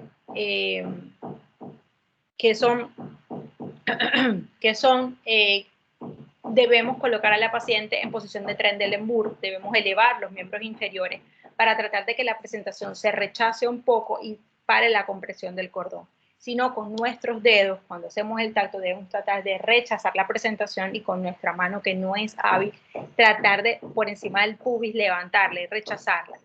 Toda la idea de esto es liberar la compresión que está haciendo el polo cefálico sobre el cordón umbilical. Y la paciente debe ser trasladada de forma inmediata al quirófano para la culminación de la gestación por medio de cesárea segmentaria. Esta razón nos debe hacer siempre pensar, siempre recordar que cuando una paciente se nos presenta con una ruptura espontánea de la calle, pues obviamente el tacto es inmediato. Normalmente allí no hay tanto problema porque la presentación, el cuello no ha comenzado a dilatarse cuando son rupturas prematuras de membrana. No tenemos ese riesgo de que el cordón se nos salga por delante de la presentación. Esto ocurre principalmente cuando tenemos a la paciente en el servicio en trabajo de parto. Entonces, cuando ustedes tengan una paciente en trabajo de parto, en el servicio y presente ruptura espontánea de las membranas, deben inmediatamente hacer un tacto vaginal y deben inmediatamente realizar ocultación de la frecuencia cardíaca fetal para poder descartar que haya ocurrido de forma espontánea. Una anécdota, yo recuerdo en el posgrado, primer año del posgrado, no recuerdo, estaba comenzando el posgrado, teníamos una paciente, teníamos sala de parto full, teníamos una paciente en trabajo de parto en el área de aislamiento, donde normalmente no circula mucha gente, no hay equipo de monitoreo, no había nada, pero la paciente estaba en trabajo de parto, teníamos que acostarla en algún lugar, y la paciente de repente gritó que estaba perdiendo líquido. Por ser el reciente primer año, pues enviaron al peoncito a que revisara a la paciente, yo le hago el tacto vaginal y en cuanto ingresan mis dedos en vagina, siento el cordón. Habían 10 centímetros de cordón fácilmente en vagina. Entonces, que tocó allí, la cama no era adecuada para colocar a la paciente en posición de Trendelenburg. Entonces lo que hicimos fue elevar la cadera como pudimos. Con mi mano rechacé la presentación, con la maniobra que les estoy comentando, se rechaza la presentación y se monta en la camilla. Tuvimos que montar en la camilla a la paciente junto conmigo y mis deditos en vagina para llegar hasta quirófano. La paciente fue pasada a la cama quirúrgica conmigo, de ahí mismo con ella. La cubrieron con los campos quirúrgicos, me cubrieron a mí con campos quirúrgicos, porque el médico que hace el rechazo de la presentación no puede soltarla hasta que la presentación, hasta que el producto de la gestación no sea extraído por vía abdominal. Es decir, cuando ustedes identifican una procedencia de cordón,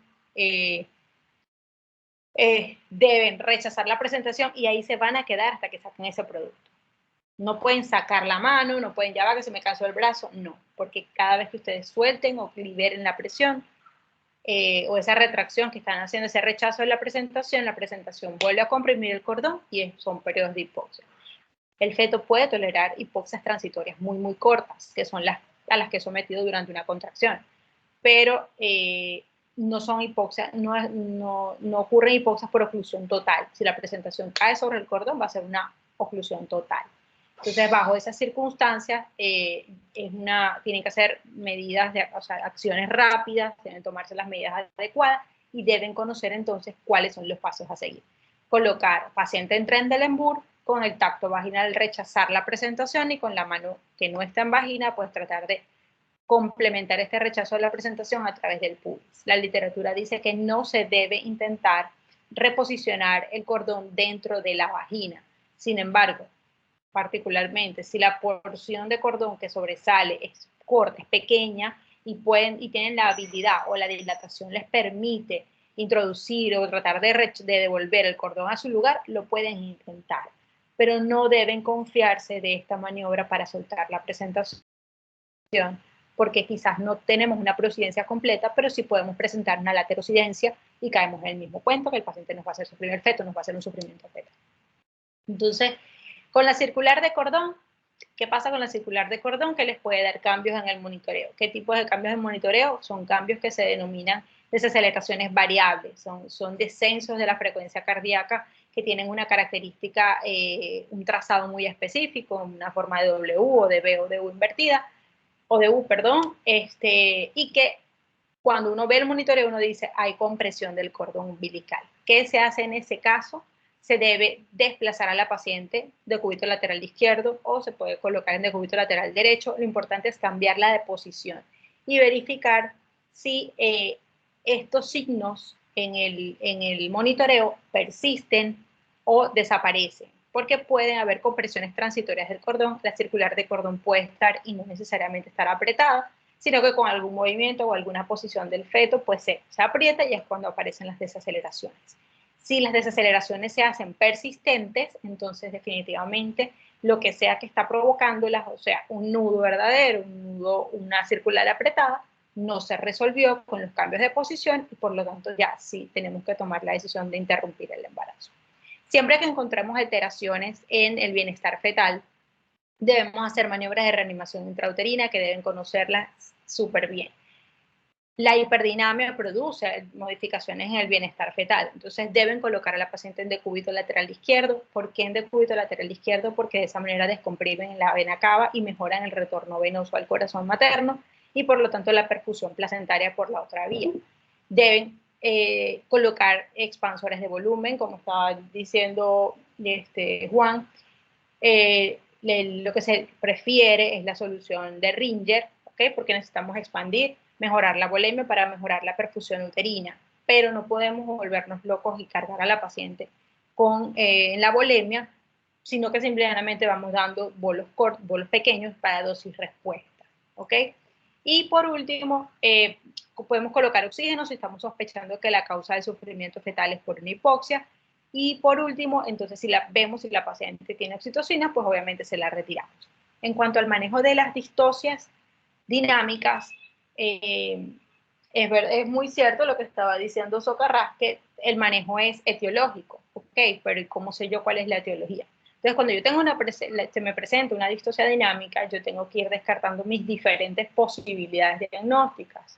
Tengo que descartar que haya algo que me esté obstruyendo, que esté provocando este aumento en la bulimia. Tengo que descartar una sobredistensión uterina, bien sea por macrosomía, por gemelar o polidramios, que me pueda estar provocando un agotamiento de la fibra.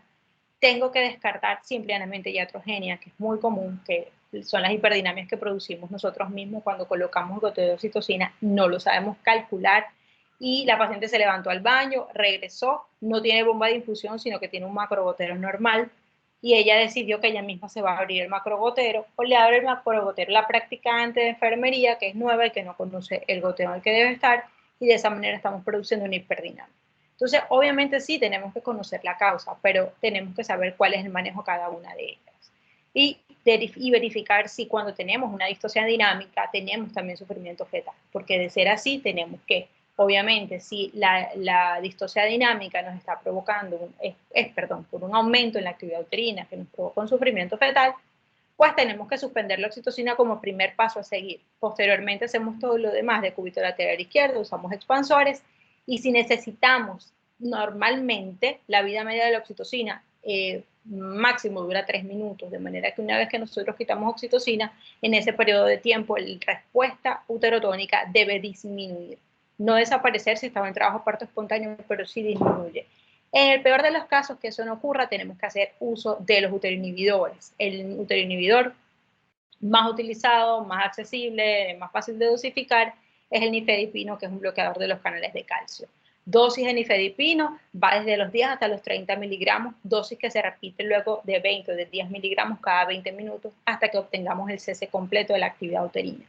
Si nuestra paciente estaba en trabajo de parto, nuestra meta no es bloquear por completo las contracciones uterinas. Nuestra meta es mejorarlas, llevarlas a la normalidad para entonces sí poder continuar el trabajo de parto. Si tenemos un acceso venoso disponible y tenemos medicamentos disponibles como la terbutilina o el fenoterol, también podemos utilizar estos betagonistas para bloquear las contracciones o para disminuir esta patología contráctil que estamos presentando. Entonces, sí, hay que saber, hay que buscar la causa. Esto no es una receta de cocina que vamos a hacer a lo ciego. Igual que en código rojo, cuando veamos código rojo, eso no es una receta de cocina que se le pone a todos por igual. Es un algoritmo. Si tengo esto, hago esto, si tengo esto, hago esto. Pero tengo que ir buscando las diferentes causas para poder determinar qué es lo que está ocurriendo. Si yo tengo, por ejemplo, una distosia del trabajo de parto, yo veo que mi trabajo de parto no está avanzando, no sé qué está pasando, yo la voy a poner de una vez de cúbito lateral izquierdo, le quito la oxitocina y todo. No, porque yo tengo que identificar qué es lo que me puede estar provocando eso. A lo mejor el goteo de oxitocina está perfecto, ¿para que se lo voy a quitar? Tengo presencia de un tumor pélvico que me está interrumpiendo el paso y lo que tengo es una hiperdinamia como reflejo. Si lo que tengo es una placenta previa, un desprendimiento prematuro de placenta, donde voy a tener una hipertonía basal, donde voy a tener una hiperdinamia, allí sí obviamente tengo que quitar la oxitocina y esa paciente me la tengo que llevar a quirófano, no tengo más nada que hacer. Y la de cúbito lateral se lo voy colocando mientras la voy trasladando, y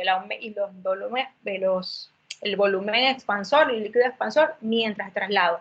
No voy a ir haciendo paso por paso porque en cuestión de minutos se me muere el bebé. Entonces sí tengo que identificar la causa, pero tengo que saber qué voy a hacer con cada una de ellas, cuáles son las posibles causas y cómo solucionar cada una de las causas que se me están presentando. Ok, entonces como les digo, las maniobras de reanimación intrauterina deben conocerlas súper bien, deben saberlas hacer, y esas sí son casi una receta de cocina. ¿Por qué? Porque si la paciente tiene buen volumen, no necesita expansores. Si la paciente está bien oxigenada, no necesita oxígeno adicional. ¿Ok? Porque el oxígeno puede ser tanto beneficioso como lesivo. Entonces no debemos abusar, porque en medicina nada es una receta de cocina como quisiéramos realmente. En relación al canal blando, hay tumores, por ejemplo, las condilomatosis.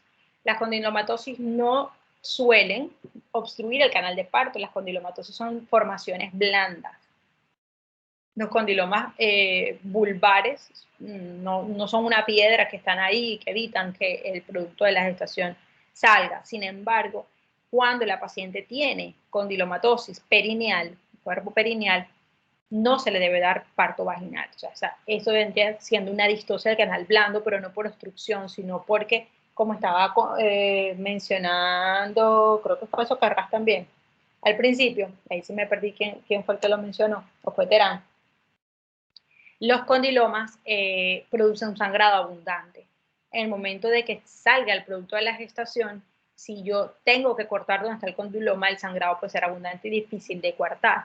Si la paciente presenta un desgarro por el parto vaginal en el área donde están los condilomas, pasa igual. Entonces, por protección, se hace cesárea segmentaria, porque es una contraindicación relativa, dependiendo de la ubicación y el tamaño de la condilomatosis. Entonces, son cosas que también producen distosia, pero son distocias relativas. No podemos generalizar que la condilomatosis o el BPH vulvar es una indicación de cesárea, porque no en todos los casos está indicado así. Las distocias óseas, pues Juan las explicó, hizo un muy buen resumen en relación a lo que son los diámetros. Yo creo que ya todos ustedes están muy familiarizados con los diámetros pélvicos, ya saben cuáles son los dos puntos de angustia, los dos planos donde se puede trancar la presentación y que son los que son realmente más importantes de determinar y de conocer para que si nuestro trabajo de parto se detiene, se estanca, podamos revalorar a la paciente. Si yo veo que mi paciente no desciende la presentación, yo digo, vamos a ver, será anatómico, vamos a volver a valorar los diámetros, dónde está trancada, pasó el segundo plano, ya pasó el segundo plano, que es el plano de angustia, es el promontorio retropúbico, o sea que si llegó a segundo plano la presentación, ya está pasando ese plano de angustia. Entonces, ¿dónde se me puede estar trancando? ¿Será un problema de dinámica? Vamos a ver si el triple gradiente se está presentando o no. Vamos a ver el monitoreo, las características, vamos a interpretar el papel. Ustedes van a aprender a interpretar un monitoreo en la clase de bienestar fetal. ¿Cómo se interpreta? ¿Cómo voy a ver yo la parte de abajo? ¿Qué voy a tomar de ahí? ¿Qué debo analizar? ¿Qué debe estar presente? Vamos a la parte de arriba del monitoreo. ¿Qué voy a evaluar allí? ¿Qué está presente? Para entonces yo poder decidir si mi distosia tiene solución o no, tiene alguna alternativa de tratamiento o no. Entonces, en las últimas clases les he dicho que los temas son muy importantes, realmente los temas básicos son de suma importancia. Si ustedes se saben bien los primeros temas, pueden resolver lo que les sigue. Si ustedes conocen bien la dinámica del trabajo de parto cefálico, pues perfectamente van a identificar cada uno de los puntos que están ocurriendo y dónde está ocurriendo el error. Si conocen la anatomía, la van a identificar bien. Si conocen la fisiología, van a saber qué es lo que es normal, qué es lo que no es normal. Entonces, otro punto importante en esta clase que lamentablemente el grupo no presentó, a pesar de que les dije que debían presentarlo, es el trabajo de parto y la presentación podálica. Por cuestiones de tiempo, pues no la vamos a poder discutir, pero les agradezco que lo revisen y si en la próxima clase nos da tiempo, pues hacemos una pequeña revisión de ella. Es importante porque el trabajo de parto podálico es más prolongado, un poquito más tardado, y los tiempos los cumplen tanto la cadera como los hombros como la cabeza. Esos tiempos de trabajo de parto que vimos ayer, que son los de presentación al estrecho, acomodación al estrecho superior, encaje, descenso, flexión, rotación interna, rotación externa, desprendimiento y rotación externa, los cumple tanto el diámetro biacromial como, tanto la cadera como el biacromial como la cabeza. Entonces hay que saber qué tiempo corresponde a cada tiempo. En esta clase siempre se da el trabajo de parto podálico, porque de todas las distocias es el que se les puede presentar y les puede llegar a atender.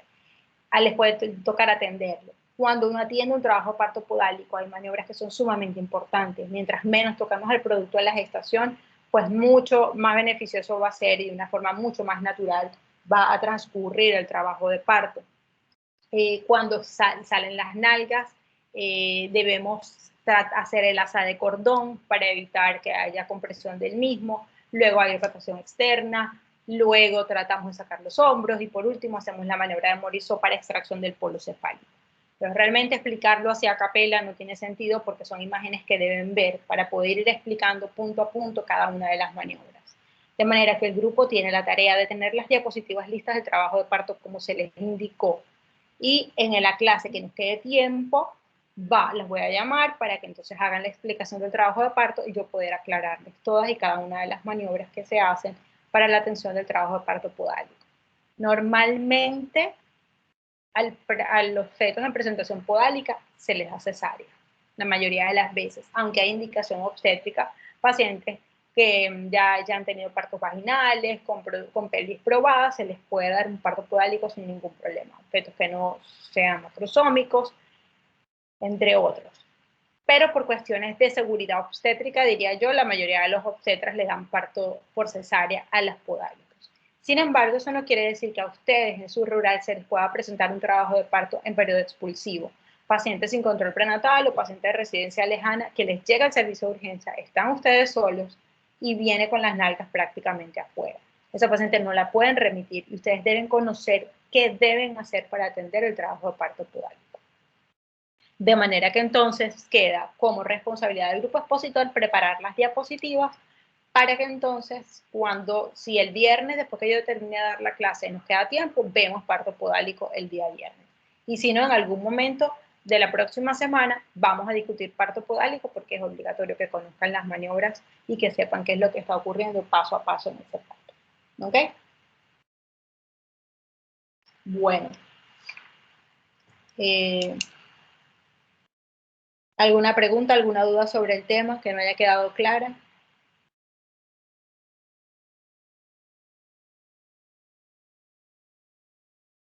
Pregunten ahora y no cuando tengan al paciente enfrente. Bueno, no hay dudas, entonces nos vemos el viernes para la clase de inducción del trabajo de parto. Esa clase normalmente la doy yo, sin embargo el grupo expositor debe estar preparado, por si acaso. Nos ponemos creativos ese día. Que tengan una feliz tarde. Hasta luego. Hasta luego, doctora. Hasta luego. Doctora, Sí. disculpe, nos quedamos el grupo que quedó con usted en la asesoría. No, yo te hago la llamada directa y tú invitas al resto del grupo. Ah, bueno, listo, doctora. Listo.